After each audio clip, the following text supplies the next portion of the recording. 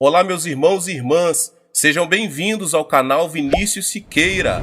E se você ainda não é inscrito aqui no canal, se inscreva aqui no canal e não esqueça de ativar o sininho das notificações. Todos os dias são postados vídeos abençoados aqui no canal para te abençoar. Vamos a mais uma palavra do Senhor. David Wilkerson, a cura de mentes perturbadas.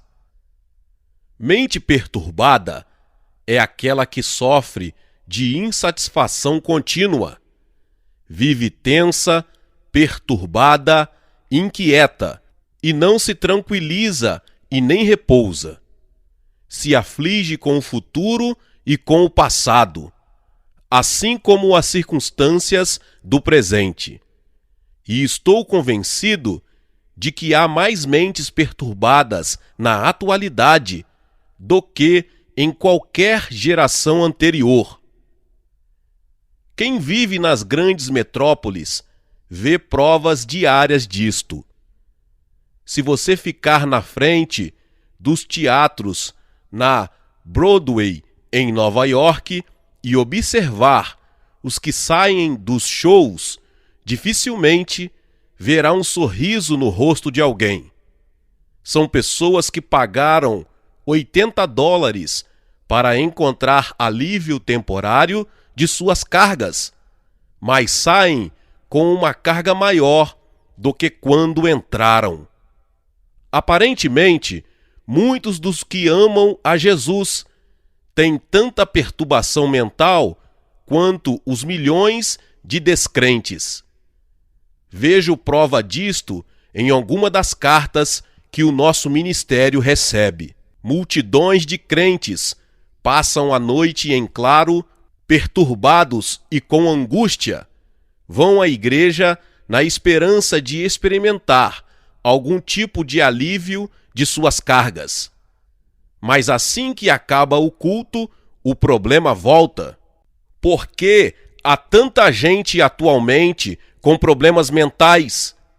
Quero compartilhar com você alguma de 3 razões que eu creio que o Espírito Santo tenha me mostrado. A primeira razão é que muitas pessoas são perturbadas pela pressão dos tempos. Durante décadas, especialistas seculares têm nos dito que a prosperidade é a resposta para os problemas da humanidade. Uma boa educação, um emprego decente, uma bela casa, dinheiro no banco. Todas estas coisas devem supostamente dar dignidade e paz de espírito às pessoas. Se cada um pudesse ter apenas uma fatia do sonho americano, dizem os especialistas, os nossos problemas de crime e drogas seriam resolvidos. Esta teoria declara que as pessoas acabam como alcoólatras e viciados, porque nunca tiveram um pouco de amor próprio. A pobreza alijou-os das oportunidades que lhes concederiam senso de dignidade. Então agora, se simplesmente lhes concedermos um emprego com salário decente, um bom lugar para viver, com salário todo mês, suas vidas serão ótimas. Quero responder a esta teoria com uma história pessoal. Anos atrás, Nick Cruz, um cruel líder de gangue Mau Mau, foi levado ao interior para ser analisado por um psiquiatra. Nick era um brigão que vivia como demônio. Todos que o conheciam achavam que era inteiramente incorrigível, sem chance de mudança. Após ficar algumas horas com Nick, o psiquiatra confirmou a avaliação de todos. Disse que Nick era totalmente louco e não havia esperança de reabilitação. A razão apontada era que a educação em meio à pobreza de Nick em Porto Rico o havia privado das oportunidades que outros receberam. A sociedade era culpada por ele ser um monstro. Nick olhou para o psiquiatra e disse: "Cara, você é o louco. Adoro dançar, lutar. Diga-me como sua mãe lhe tratava." Ele acabou analisando o psiquiatra. Nick estava certo. A pobreza não é a raiz do pecado. Se assim fosse, por que há mais e mais adolescentes se perdendo a drogas pesadas? Estes jovens problemáticos têm tudo o que desejam ao seu alcance. Por que você voltaria para as drogas se já tem a paz de espírito que as coisas materiais supostamente concedem? Por que há um número crescente de médicos, advogados e executivos se tornando alcoólatras? Eles têm empregos bons, salários mensais de 2 dígitos de milhares, muitos automóveis, férias frequentes. Mesmo assim, se voltam cada vez mais ao álcool para amortecer suas mentes perturbadas. Fui a Wall Street no fim do expediente, quando a bolsa de valores fecha. As portas então abrem e fecham, enquanto os corretores saem correndo como um estouro da boiada, procurando o bar mais barato. Eles se amontoam às dúzias nos barzinhos minúsculos de Wall Street para encher a cara, tentando afogar as emoções no álcool. Por que não estão felizes?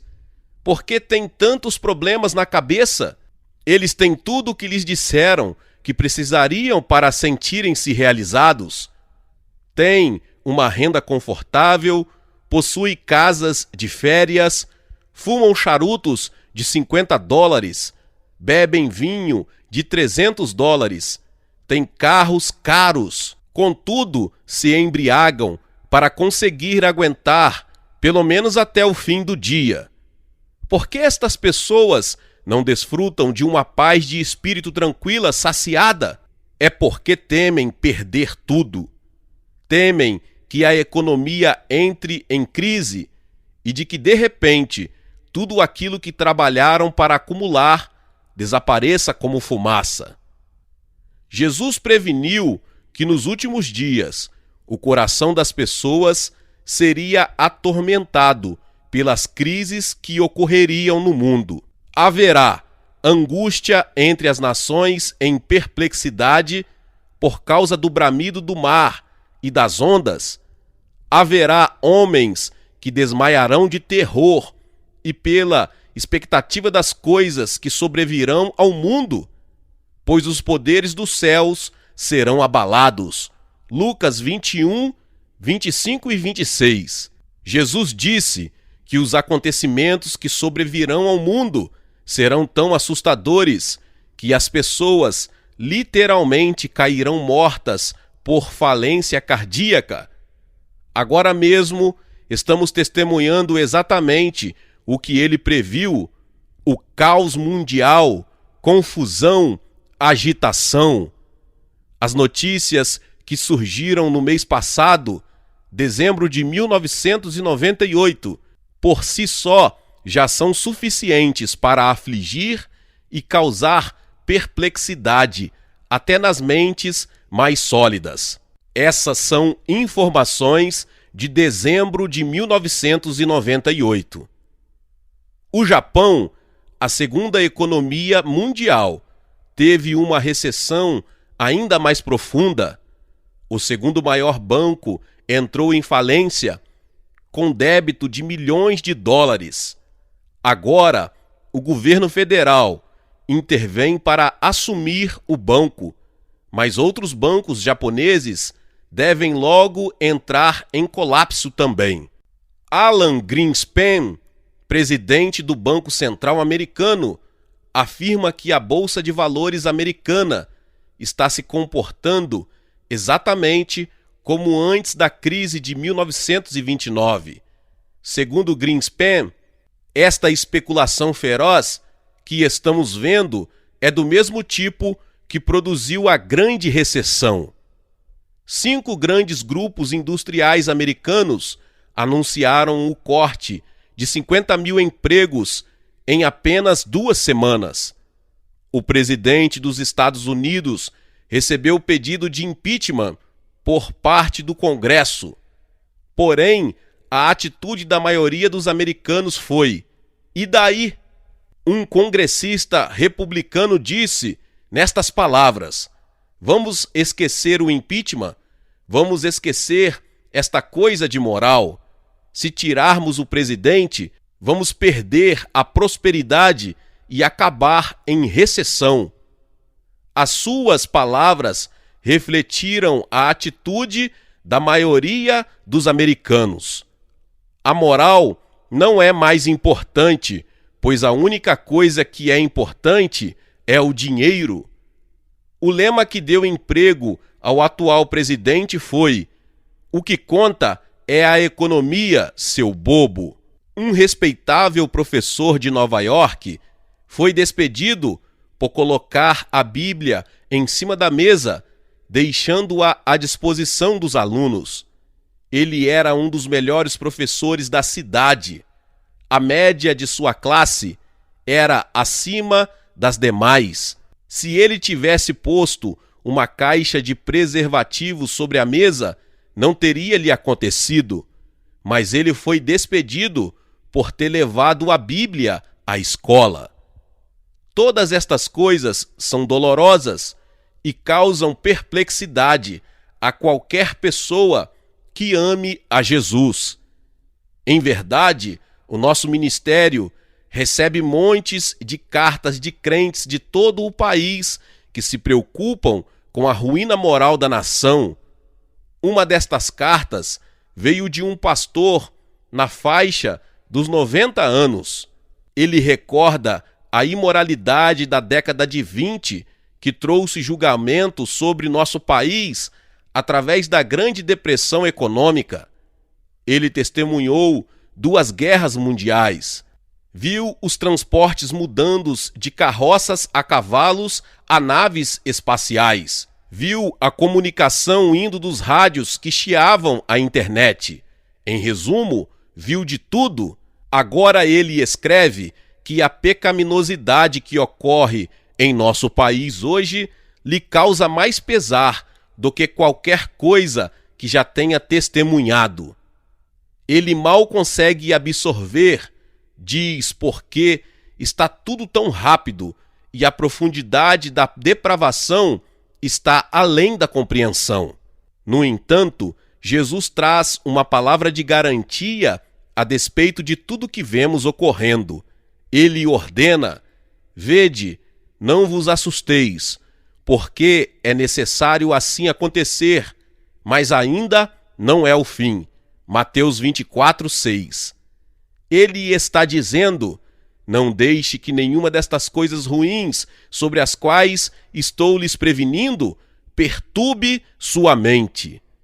A segunda razão que muitos cristãos têm a mente perturbada por estarem perplexos com a sua pecaminosidade, com as suas fraquezas e com a sua falência moral.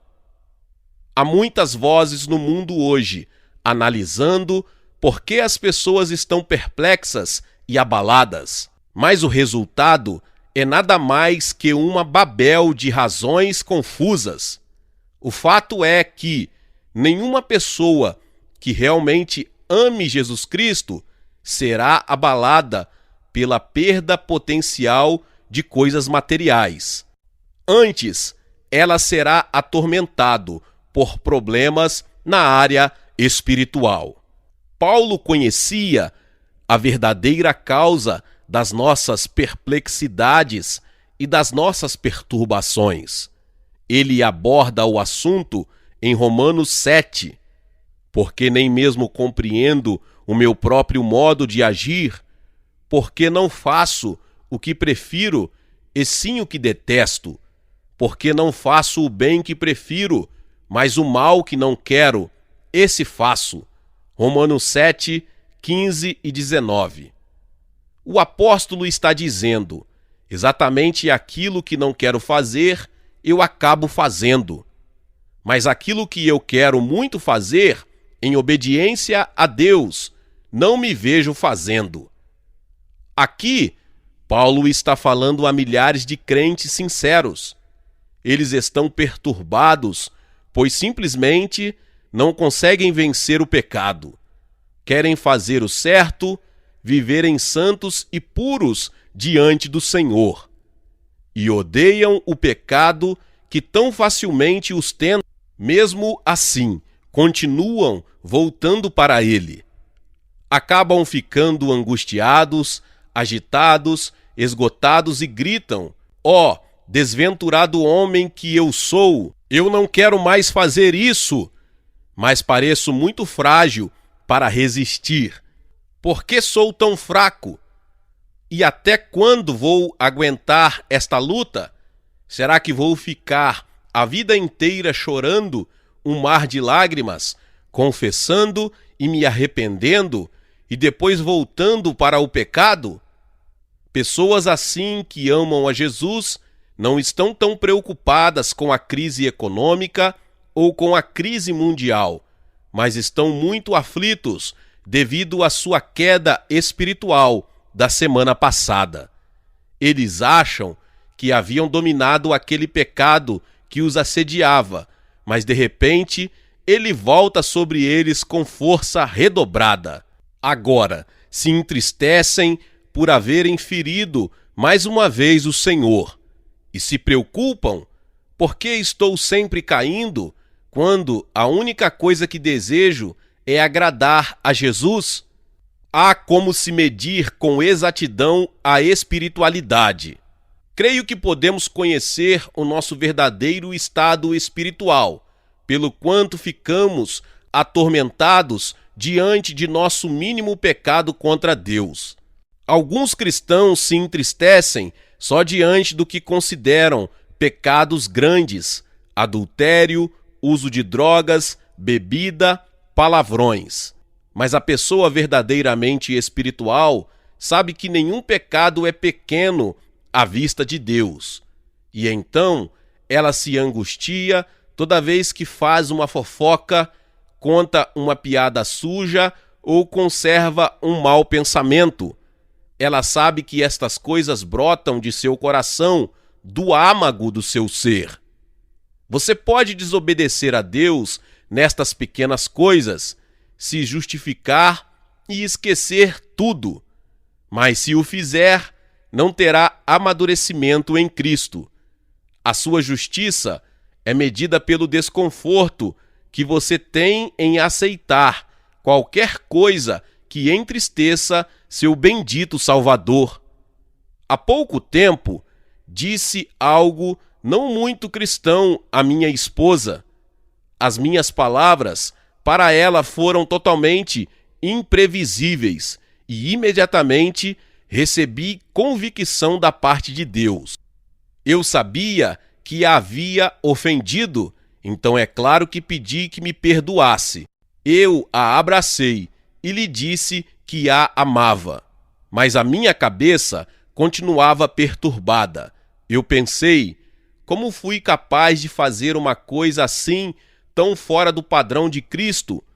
Afinal, nunca me vi tão perto do Senhor. Nunca orei mais do que neste ano passado. Devo ser totalmente corrupto por permitir que algo tão grosseiro nasça do coração. Exatamente o que detestaria fazer, eu tinha feito. Eu não fiquei só desapontado comigo mesmo, eu fiquei perturbado, perplexo, agitado no espírito.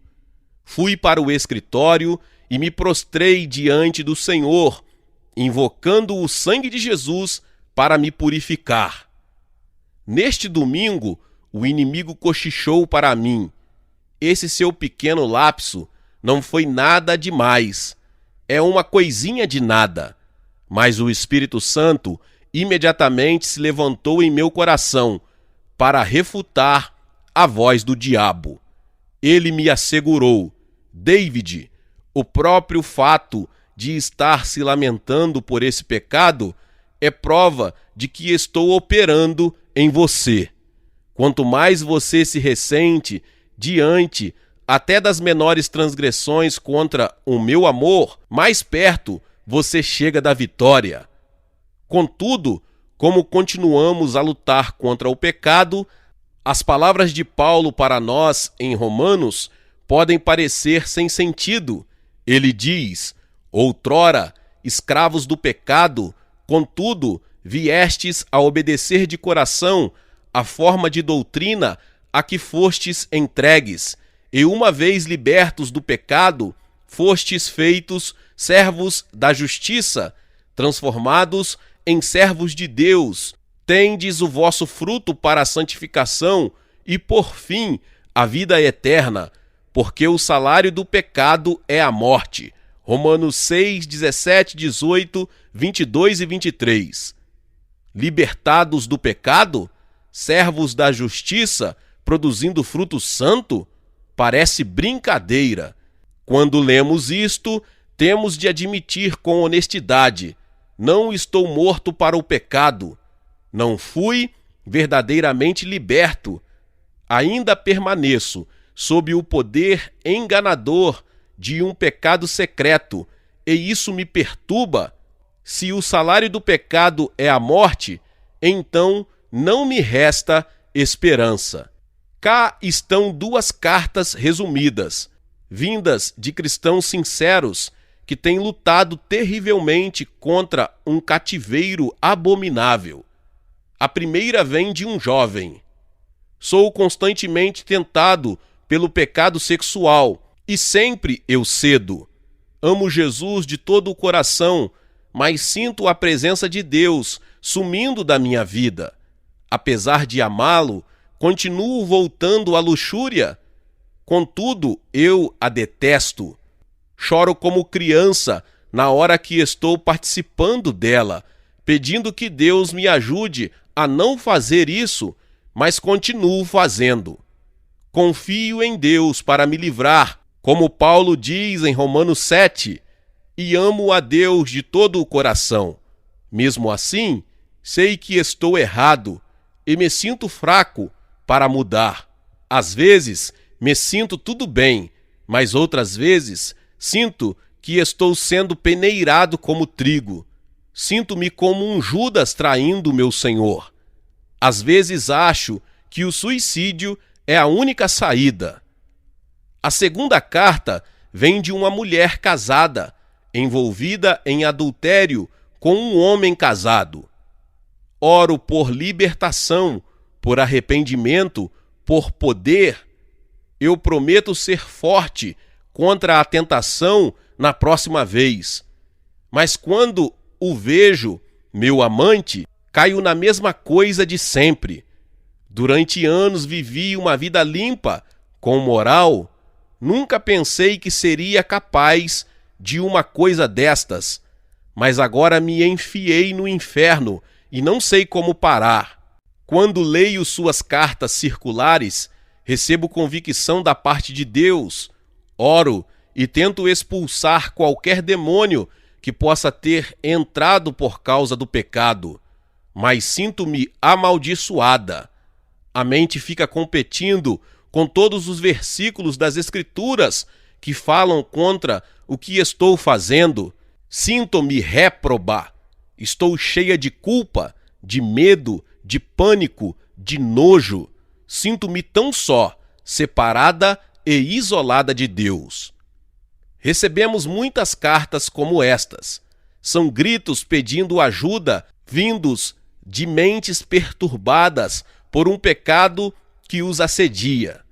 Ainda assim, devo dizer a todos os que amam Jesus e que sofrem este terror, este grito íntimo, incomodativo, esta luta na mente, é obra do Espírito Santo. Deus enviou-nos o seu Espírito para travar batalha contra a nossa carne e os seus desejos e luxúrias. Assim, se você não se sente perturbado quando cai, se você consegue deixar a coisa para lá sem sentimento de culpa, de tristeza ou pesar, então o Espírito Santo não está em luta dentro de você. Contudo, se você está recebendo convicção da parte de Deus, até mesmo diante da mais leve transgressão, você está perto da verdadeira vitória. Ele está vencendo a batalha em seu coração, produzindo uma tristeza piedosa que leva ao verdadeiro arrependimento. A terceira razão, Deus providenciou um antídoto em favor da cura de mentes perturbadas. Há uma vitória à nossa disposição contra todas estas coisas que atrapalham nossas mentes. Está embutida em uma aliança que Deus fez há muitos anos atrás com Abraão e seus descendentes, para nos libertar dos nossos inimigos e da mão de todos os que nos odeiam, para usar de misericórdia com os nossos pais e lembrar-se da sua santa aliança e do juramento que fez a Abraão, o nosso pai, de conceder-nos que, livres da mão de inimigos, e adorássemos sem temor, em santidade e justiça perante ele, todos os nossos dias. Lucas 1, 71 ao 75. O pacto de Deus com Abraão e seus filhos é claríssimo. Ele nos livrará de todos os nossos inimigos, para que vivamos sem temor, perturbações e em descanso todos os dias de nossa vida. Amado, esta aliança se aplica a cada um de nós que vivemos hoje. Segundo Paulo, todos os que receberam Cristo como Senhor pela fé são da semente de Abraão. Estes filhos de Deus não são propriamente os da carne, mas devem ser considerados como descendência, semente, os filhos da promessa. Romanos 9:8. Sabei, pois, que os da fé é que são filhos de Abraão. Gálatas 3:7. Então, como podemos reivindicar esta promessa de aliança? Abraão fez uma pergunta semelhante ao Senhor, quando não viu resolução para o seu dilema. Ele pergunta: "O que me darás, Senhor, vendo que não tenho um filho?" Eis a resposta de Deus: "Eu sou o teu escudo, o teu grandíssimo galardão." Gênesis 15:1. O Senhor lhe disse: "Abraão, vou lhe dar a mim mesmo, e só. Eu serei o seu defensor e seu grande galardão, pois eu sou quem eu sou."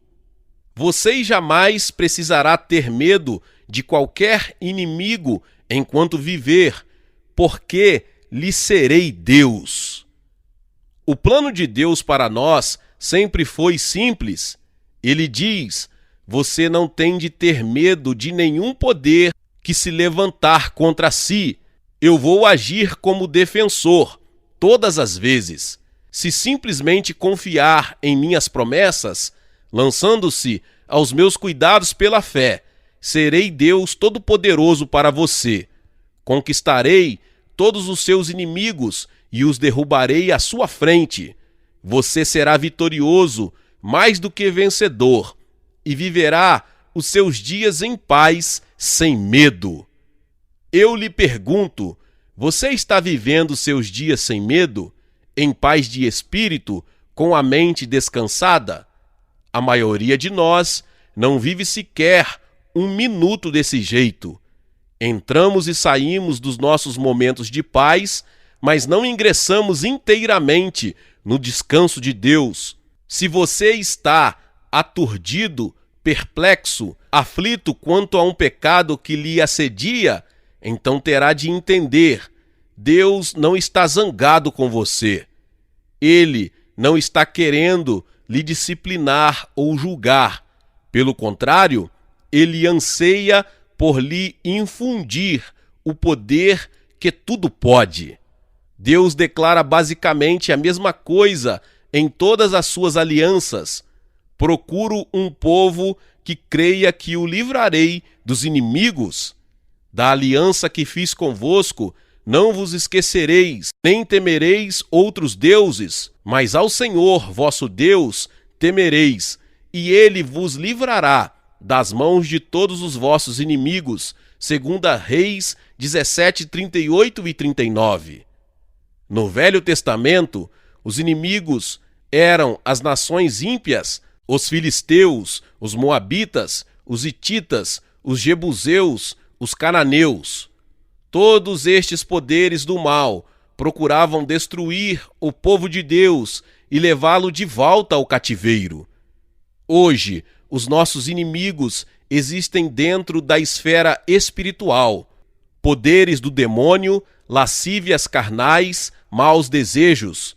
E no Novo Testamento, Deus repete a garantia para o povo: serei Deus para vocês, e vocês serão o meu filho, a minha filha. Na verdade, sereis meus filhos desde agora e por toda a eternidade. Portanto, lembrem-se da aliança que faço com vocês. Vocês não devem temer nenhum homem e nenhuma força, mas só a mim. Eu os livrarei das mãos dos inimigos, incluindo as pressões do demônio, lascívias que se agarram a vocês, hábitos que os dominam e de todo o pecado que lhes assedia. Você pode perguntar: por que então não tenho esta aliança sendo cumprida em mim? Se você fica se perguntando por que continua caindo, por que continua a se sentir fraco e sem poder, fazendo exatamente o que detesta fazer, é provavelmente que não confiou totalmente nas gloriosas promessas de Deus. Deus fez todas estas promessas para Abraão, promessas de ser o seu escudo, seu galardão, derrotar todos os seus inimigos, até realizar milagres para ele, como lhe dar um filho já sendo idoso. Abraão creu nestas promessas, e Deus diz que sua fé lhe foi imputada, creditada por justiça. Igualmente, na hora que desistimos de lutar contra nossos inimigos espirituais em nossa própria força, fixando no coração que tudo aquilo que Deus promete, Ele é competente para realizar, e confiando tudo às suas mãos, isso será o começo da nossa justiça. Deus nos auxilia nisto, enviando seu próprio Espírito para fazer residência em nossos corações. O Espírito Santo é o poder de Deus, e este poder declara guerra contra todo poder demoníaco.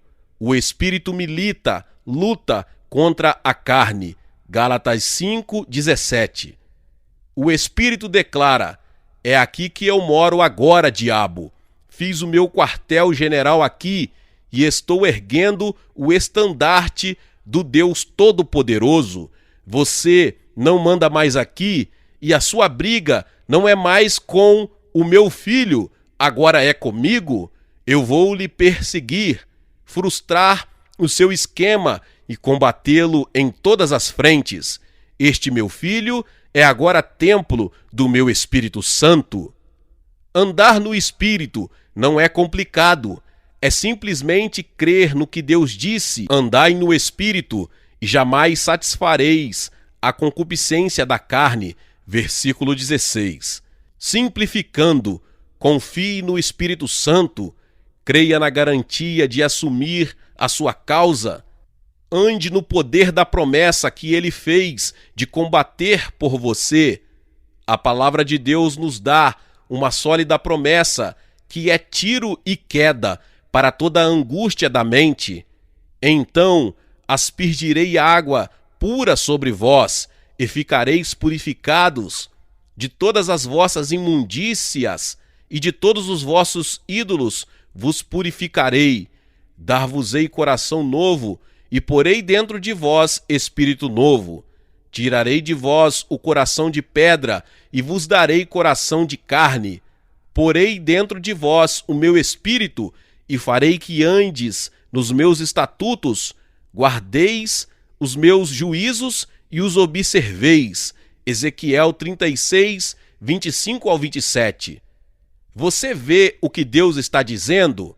E o seu Espírito realiza toda a obra em você. Ele vai lhe purificar e dar um coração novo. Ele vai levá-lo à obediência e a praticar o que é certo. O seu papel é crer que ele manterá a sua palavra com fé inabalável.